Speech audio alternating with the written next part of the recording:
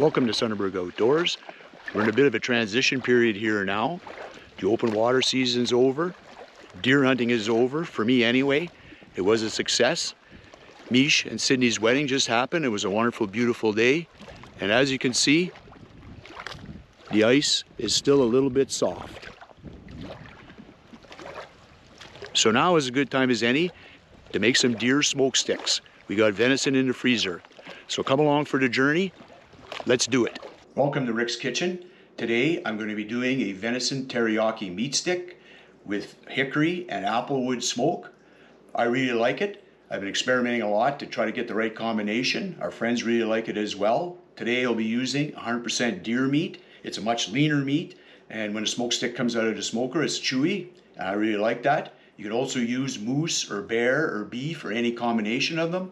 I'm going to make 4 pounds as I have a small smoker, and I usually put 1 pound to 1.25 pounds on each grate. Here are the ingredients that I use when making the meat sticks. The most important thing is the original Wild West jerky and cure seasoning in teriyaki. You can buy this at Canadian Tire, Cabela's, on Amazon. I'll leave a link in the description. The recipe calls for 3 teaspoons of seasoning per pound of meat, but I go at 5. I find 3 is not quite enough. It gives it a little more zing. Again, it's all to taste. This kit or bag also comes with the cure inside. And that's this here. Cure is salt and sodium nitrate, and that's used to help fight botulism, as well as help bind the meat, give it a nice red color. I don't think there's going to be a problem with botulism or anything there, because we're going to be having a final temperature of the meat of over 150 degrees Fahrenheit. You mix that at a rate of 1/4 teaspoon per pound. So because we have 4 pounds, we'll use 1 teaspoon. The next ingredient I use is brown sugar. I use it at 5 teaspoons per pound. Adds a nice sweetness to the spiciness of the teriyaki. And the final ingredient is maple syrup. Again, sweetness, a little bit of maple. I use that at a rate of 3 teaspoons per pound of meat. Okay, like I said earlier, today we're going to use 4 pounds of straight deer meat. So this is in 3 packages. I weighed the packages. They're all over a little over 1 pound. So it equals 4 pounds on the pin. So we're going to add the deer meat without slicing my arms off. This is nice and lean and clean and no hair and no tallow and no mess. It's nice stuff. So just the 3rd one in, get it all out. Okay, there you have your nice deer burger. 4 pounds. The first thing we're going to add is the cure.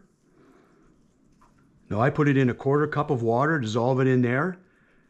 It helps mix it throughout the meat better and helps bind the meat and turn it red, like I said earlier, and does a good job. So we'll pour that in first, like that.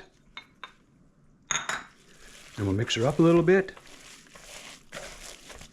Mix, mix, mix.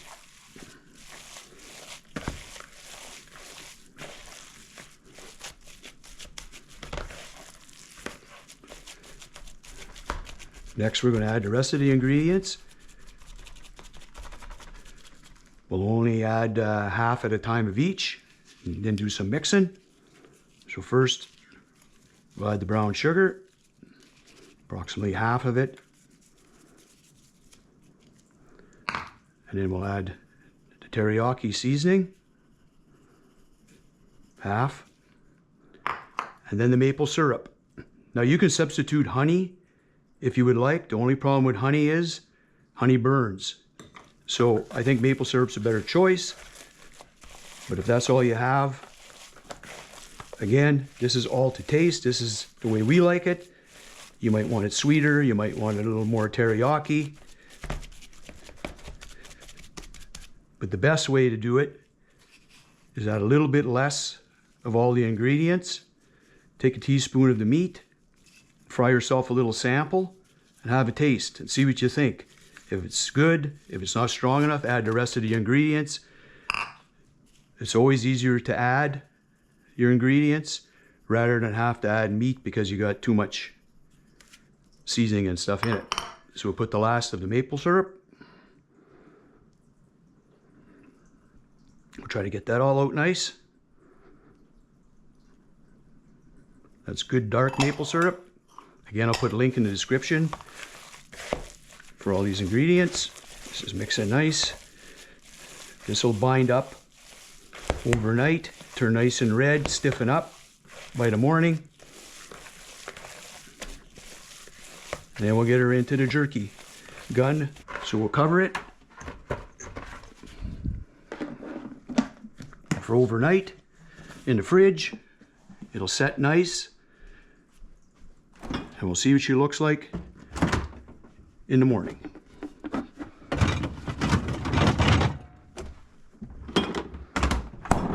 Well, here we are the next morning.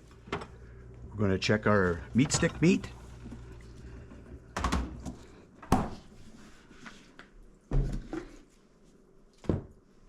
Nice and red. You can see how it's binding together. Smells pretty good. Let's start making some meat sticks. Okay, we have our 4 grates here. The first thing we do is we add a little bit of Pam just to make sure it doesn't stick. Usually it's pretty good. We just give her a little dab will do her, like that. Now you take your jerky gun. It's got the 2 tubes for meat sticks, 2 at a time. And you start filling her up. Takes a little bit of time. The meat's sticky. I guess the maple syrup doesn't help. Take the plunger. You plunge her in. This is just a jerky gun I got on Amazon. Come with all the different adapters and stuff. Pretty good price. It's just about had enough here. We give her a little more. They say this gun makes about a pound per fill, give or take. Now, you line her up, crossways to the grate.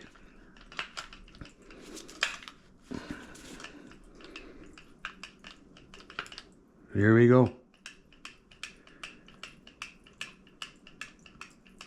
You try to make them even with the same amount of pressure. When you get to the end, you stop. Make sure you give yourself some space so that the smoke and the air and everything can get it totally around the stick. I'm probably leaving too much space, but now you can also make jerky with this mix. I'm not sure on the cooking times. I also do just pieces of meat. Take a deer steak, take a fillet knife, cut little pieces like bacon off, marinate it overnight in the same mixture, and let her go. That's very good too. It almost caramelizes. Little air bubbles.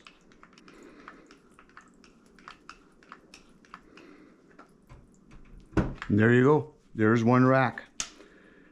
We'll continue on with the other 3. And that's it. Well, should have went 5 pounds, but that's all right. A little extra space is better than being too tight. But there you go. Ready for the smoker. Let's get on that. Okay, now we're coming to the smoking part. This is the old Master Build Avenger series. Pretty cheap smoker. Only has a temperature gauge on the front. Room for 4 racks. I know you guys with all the fancy dancy smokers, you could probably almost bypass this part, but we're going to go through the old timer part here anyway. So what we'll do, it's propane. We'll start her up, warm her up.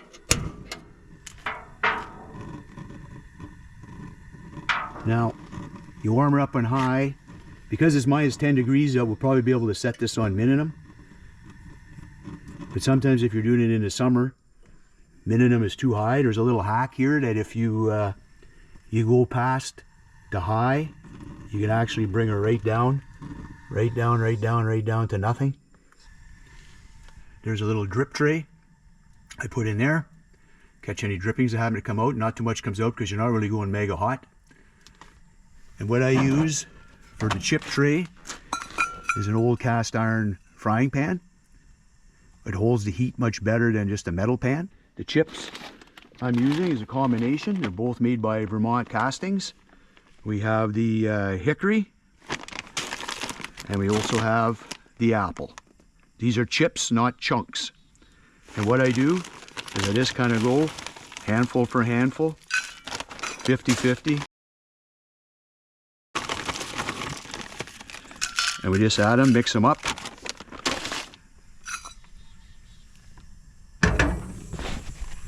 Put her on top of the old files there, holding her above the flame, and we let her warm up. Now, because this smoker only has a little temperature gauge on the door, I purchased this on Amazon, the remote food temperature with dual probe by ThermoPro. It's pretty good. It's a little Bluetooth temperature sensor. I'll leave a link in the description to this as well as the chips. All you do is turn on the little sending unit.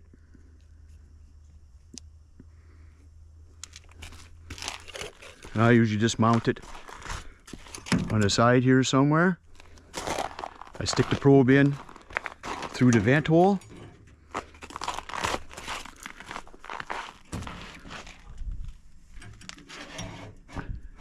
Just put it over the top to make sure it's not touching the meat or anything. And that's it. Turn on this unit. And she should sync. And there, 147 degrees Fahrenheit. So we'll keep an eye on that.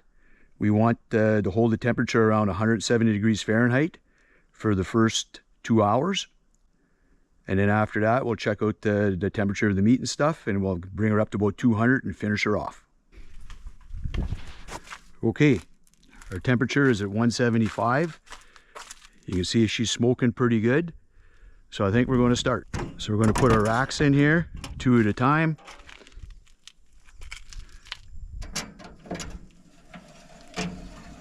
There's one. She's smoky.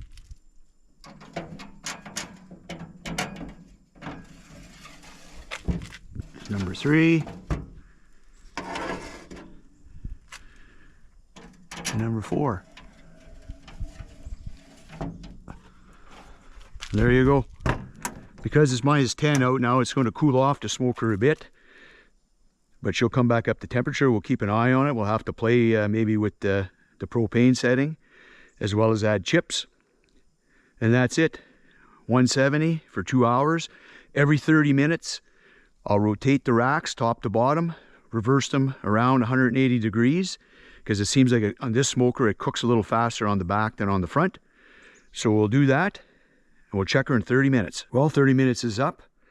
We finally got the temperature and the smoke dialed in. It's holding around 170, 178. She's smoking pretty good.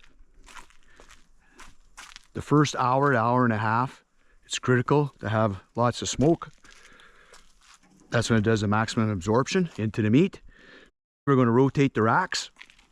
As you can see, she's smoking good. They're starting to dry up. Nice. The next rotation, we'll spin them a little bit around and around. Well, we're an hour and a half in, and we're going to go and give her another spin. This will be the 3rd spin. Probably another 20 minutes, half an hour to go before we bump up the temperature.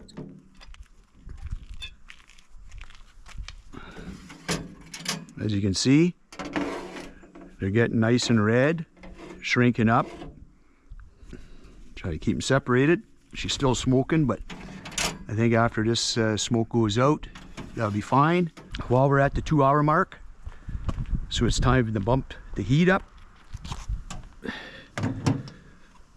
We got it cranked a little more because it was still -8 out to keep the temperature up.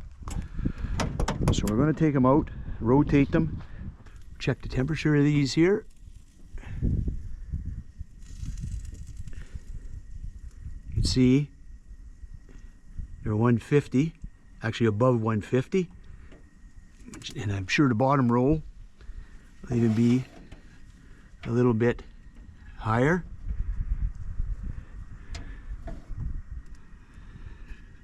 So they should be good. There's the last rack. Check one in the middle here just to see. I think she's going to be good. 150, over 150. So that should be good. You see the ones on the outside edge cook faster. These are holding together nice, not sagging. There you have it. We'll shut it off, go in the house, and trim them up.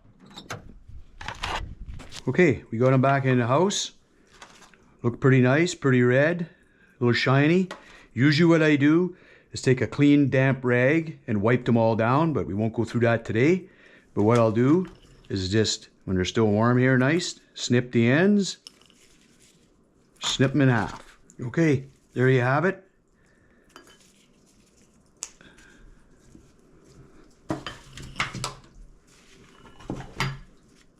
There's the smoke sticks. Now what I do is I try to lay them out and move them around, let them cool off, dry off. If you bag them too early, they get a little mucky there, so you want them to cool off and no moisture. You can keep them in the fridge up to 2 weeks. I never had a problem. Never usually they last that long. Or you can vacuum pack them or whatever. But put them in the fridge, cool them off, move them around, let them dry out. Well, there you have it. Smoked venison teriyaki meat sticks. A little bit of sweet, a little bit of spice, a little bit of salt, and a little bit of smoke. We like them. Like I said earlier, you can vary the recipe however you see fit. Make small batches, maybe fry a little sample up and see if you like it. Smoking's another thing. Anybody with a new automatic smoker, this would be way, way easier. I had to pretty well babysit it all day. Considering it was -10 and windy, didn't help. Cold weather is coming. Ice fishing should be coming soon. Thanks for watching. I hope you enjoyed it. Subscribe if you like it. See you on the ice. And as always, punching out. Ain't nobody like you. Look so beautiful, and I'm so lucky to be yours.